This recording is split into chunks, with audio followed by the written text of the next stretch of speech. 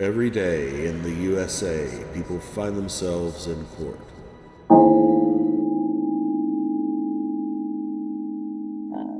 Next will be cause 25-3234, Gray versus Camarez and Rock of Ages Tattoo. Who do I have on behalf of plaintiff? Shireen Gray. Shireen Gray, sorry. Yeah, good afternoon, ma'am. Thank you for being here. And we have two Hi. separate defendants. So I guess I take it as two defendants. So I will ask first, do I have someone here on behalf of Katia Ramirez? I'm representing the defendants, Your Honor, all the defendants. Mr. Evans, you here for both Ramirez and Rock of Ages? That's correct. Good afternoon, sir. Good afternoon. All right. Now we are here, Mr. Evans, from defendant's motion. We have two matters pending. I have one, special exceptions, and then I had a defendant's motion for summary disposition. Yes, Your Honor, and I'd also add I've filed a motion for summary judgment that was accepted by your clerk this morning. Yeah, technically in justice court, we got to call it summary disposition. We're saying the same thing, Mr. Evans. Oh, gotcha. Well, I didn't know if you find it in wanted the to. statute and the civil procedure, y'all. We're all saying the same thing. Gotcha. Well, I don't know if you wanted to hear that motion today or not.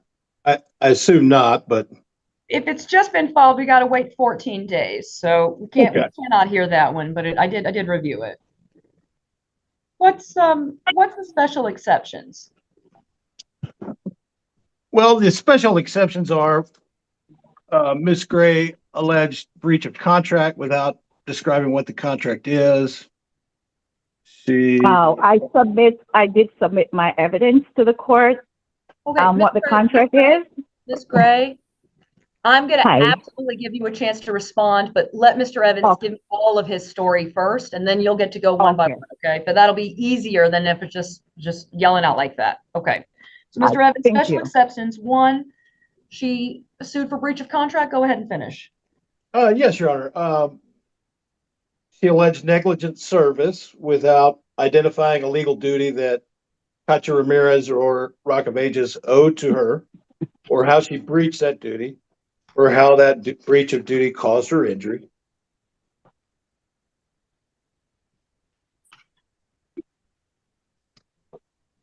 Anything else? And we have not been supplied with information regarding any false misrepresentation that was allegedly made. All right, Ms. Gray, you said that you have filed an amended petition. Is that correct? I submit all my evidence to the court. I've submit 3 different evidence, all the text messages between me and the defendant, and also the pictures of how my stomach was prior. So I sent a lot of evidence in. So I'm not sure what you're referring to. So, Ms. Gray, there is a distinction in evidence, or what you say will support your claim, and then actually stating a claim. So let me take a look at the petition and see what Mr. Evans is. Yeah, I've seen a lot of things, yeah. Ms. Gray, typically when I get something like this from the other side, it's that they don't specifically understand why they've been sued. So you may need to provide a different level of detail in your original petition, but let me take a look at it. All right. So on September 10th, this is what I've got. It's handwritten. September 10th, I went to Rock of Ages Tattoo, located at, and they give an address, to receive a tattoo design to cover my C-section scar. Showed the tattoo artist, Katia Ramirez, a picture of the exact design I wanted. She assured me that she could replicate the image as shown. We agreed that the tattoo would be done in 2 sessions. The first session would complete the outline. Second session was about 2 weeks later. And then we turned the page. To complete the shading on the scar only. I specifically stated I did not want any shading on the section of my tattoo. 3 hours after she started, she completed the outline, which was a lot longer than agreed on. I was ready to leave when the artist began pressuring me into the completion of the tattoo by doing the shading over the scar, which was against our original agreement. After the tattoo was completed, then or later, we'll leave that alone, I immediately expressed dissatisfaction and told the artist, Katia, that the tattoo did not look anything like the agreed design.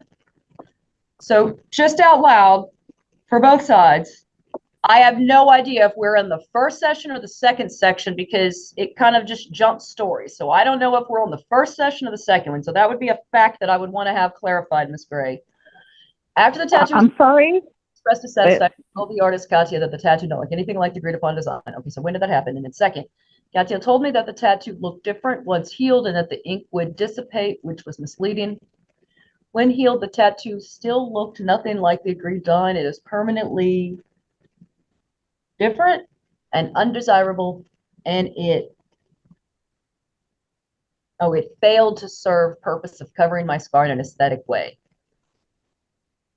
I don't know about that. What does your contract say?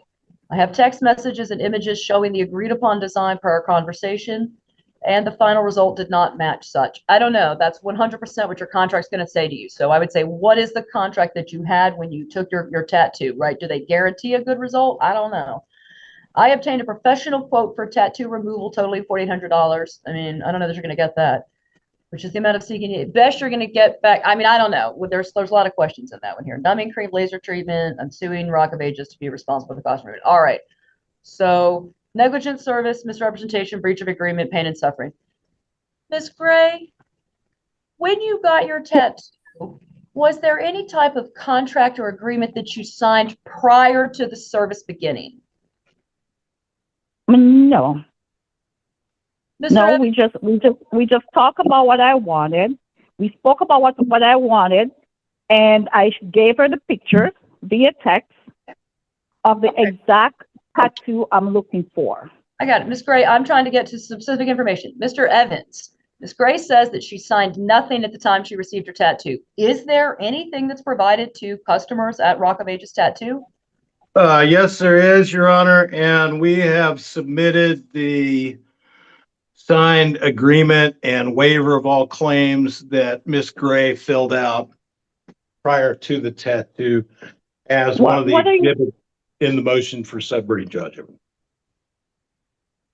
Okay, what are you talking about? I filled out. Me and her haven't had any kind of a contract with the tattoo. So if you're saying something about, okay, like everyone else stating that, I mean, I don't know what you're saying. I filled out. I told her exactly what I want, and she did not give me what I asked her for.